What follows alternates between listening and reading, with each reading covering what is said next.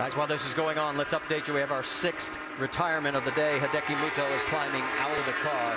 He'll be listed right now, unofficially, in 28th position. Probably a wise move on his part. All right, there is Graham Rahal. He is the last car on the lead lap, 24th. Then you see the first 3 cars. We're looking back to Ed Carpenter, Tony Kanaan in 5th. And there is Tony.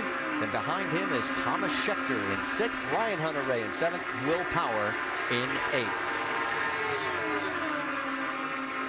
All right, we are 31 laps from our last round of pit stops. And we've seen a lot of changes occur and a lot of problems occur in pit lane. Stay with us. What will happen on the next round? Find out after this message from our ABC stations. Of Ryan Briscoe looking for his first ever win at Indy. Elio Castroneves looking for number 4, and Dario Franchitti, our current race leader, looking for his 2nd triumph at the 500. And as we go on board, we have just passed halfway, and the leader at halfway has won the race only, well, 3 times in the last 23 years. And that is an awfully slim odd. So if you think this race is over, despite the fact Dario has led 95 laps, this race is far from over. Let's listen in on the audio as Dario was talking with his crew about trying to get around Graham Rahal. Don't let Graham get you excited. Use your head here. We'll be all right. Couldn't get a word of that. The tires are really going out of balance here, especially the rear's going out of balance. 10-4. And guys, we are just a few laps away from our next round of green flag pit stops, and we know what's happened so far. And that was great information from Chip Ganassi to his driver Dario Franchitti, not to let him get too excited. So we now understand with the tires maybe picking up some rubber and funny, when we've seen Graham Rahal, the lap is actually stretching away from him. Graham's ran as strong as 2:21.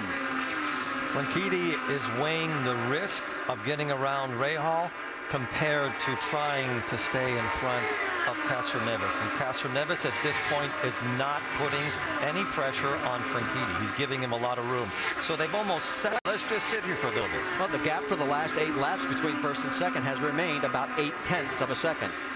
I think Castroneves is really playing this smart because he's giving himself enough room just in case something does happen that he can avoid it. He knows they've just passed the half race mark. He's making his car a little bit better every time he comes in. He's getting ready for those final 20 laps. And word from pit lane is that the 30 car is laid out, Scott. So that in turn will actually take him off the racetrack and give a clear track ahead. So we see Mike Conway now start to speed out from having his service work done, but it's clear track ahead once the 30 car goes in. And oh no, Vitor Meira, you see him in frustration as his car slows. But the frustration, and this is an opportunity now for Graham if he made it inside the pit lane before the yellow came out. And Doc, you have more? Graham Rahal had already committed, as you said, to come down pit road to make that scheduled stop. So they will come in, make a slight air pressure adjustment, and he will go down and away. And Ed Carpenter was about to come in when the yellow came out, so a break for Carpenter to stay on the racetrack. And the ruling is on that if you are headed down into pit lane and you can actually be inside the pit lane segment before the yellow comes out, you can go ahead and complete your service work. If the yellow comes out before you have hit the cone area, as we see the right rear of Vitor, or right front of Vitor Meira's car is bent, then you can have the difficulty there in pit lane. Now watch Vitor up, and we seem to be having the problem in turn 2 this wall and this year more than any other time for some reason, Eddie. Last year, turn 4 looked to be really hungry. This year, turn 1 and turn 2 seems to be the place where there's less amount of grip. In fact, we've seen lots of sliders, those slow accidents when you get offline and you just can't avoid hitting the wall. That was a big hit, though. A lot easier hit than the one he had here last year, which fractured his back when he slammed into the wall into turn 1 in that crash with Rafa Matos. And there's the damaged suspension, and Vitor Meira's day is over. We mentioned last year, let's go back and take you to that moment. It was frightening for everybody, none more so than Vitor Meira. Remember going down into turn 1, Vitor on the low side in the 14 mission, Rafa Matos trying to go around on the high side, and the person that got the worst of that was Vitor Meira, who ended up with a fractured back and was out for the remainder of the season. Well, what a great comeback he's had. AJ Foyt speaks very highly of him. The team has really performed well this year. It's bad to see them in the pits, obviously, here for the 500. But to break the vertebra that he did and come back and do triathlons and get back in the car again and perform as well as he did, I think that is an incredible effort. Well, the high point was his very first race back when he was down in Brazil, got the podium, finished third, and in front of his home country. Great athlete. Yes, yes. Great to see him at the racetrack, but not in this position as he's out of the race. And you know, Eddie, you've had the same situation as I have also. When you haven't completed the race and you come down pit lane and you're climbing out of your car before the day is finished, it's a very hollow feeling. It's terrible because you've dreamed about coming back to the Indy 500 from the previous year before. You put all this work into it. You have all these meetings in the winter. You spend all the time training and getting ready for it. Then to get out before the end is just terrible. Pit lane is closed, but you can come in if you are low on fuel. Now, all they're going to be able to hear, he is going to come in and just take a splash. Doc? You're exactly right. He is out of fuel, just coughing on fumes here. And they said, we have to come this time. He was actually coming in behind Graham Rahal when the yellow came out, and he stayed on the racetrack. So he comes in, gets a splash of fuel. They will come back in momentarily when the pits open to change all 4 tires and make an air pressure adjustment. That's a really bad break for him. That is really unlucky because he was running so well. Now he'll still be on the lead lap, but he's all the way back. And he had fought his way through the traffic to get up front. Well, Jamie has already caught up with Vitor Meira. Yes, and he got out of the car very frustrated. AJ Foyt came off the stand. Vitor, I know it's a upsetting time right now. What did you tell AJ? Yeah, it is upsetting time. It is upsetting because everybody from ABC, everybody from AJ Foyt put a lot of effort into this month, and